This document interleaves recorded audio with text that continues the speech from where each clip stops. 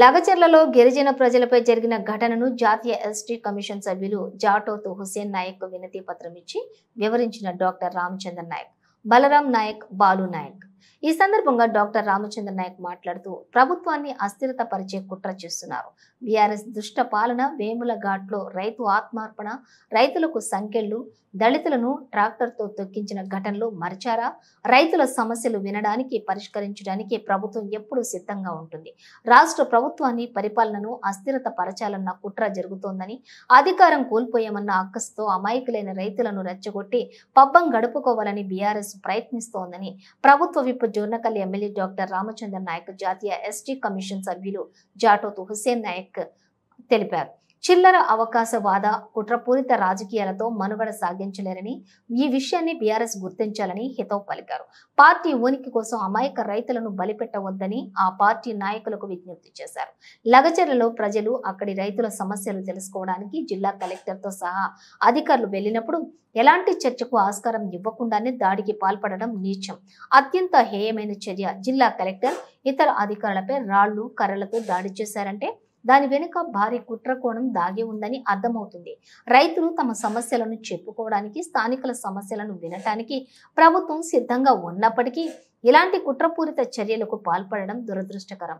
రైతులను నష్టపెట్టాలన్నది ఈ ప్రభుత్వ ఉద్దేశం కాదు.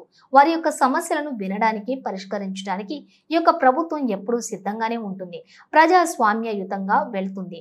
రైతుల ముసుగులో అధికారులను చంపే ప్రయత్నం చేయటం మంచి పద్ధతి కాదు. సంఘటనను ప్రభుత్వం సీరియస్ గా తీసుకుంటుంది. అలాంటిది ఏం పెట్టడం లేదు.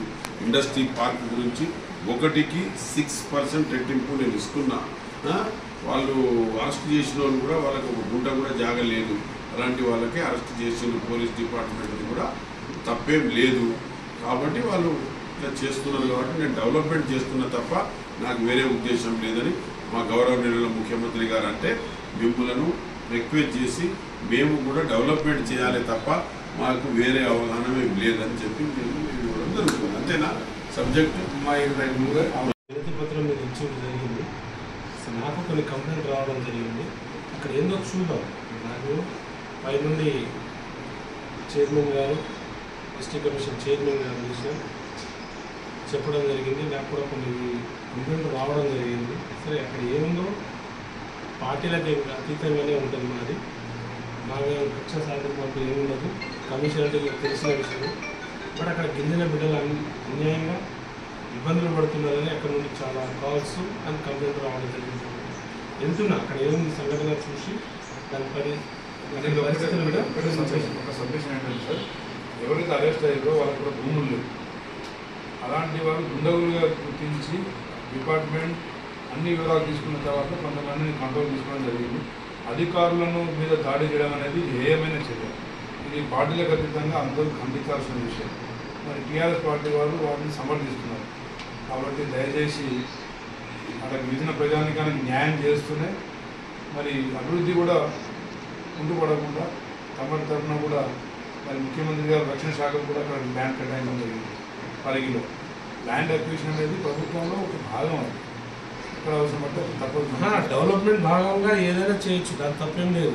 కావాల్సిన డెవలప్మెంట్ కావాలంటే కొన్ని చేయాల్సింది. కానీ కొంచెం సరే, మీరన్న వాదన ఒకలా ఉంది, అవతల వాదన ఇంకోలా ఉంది. చూద్దాం, ఏముండదు. మీరు ఇచ్చిర్రు.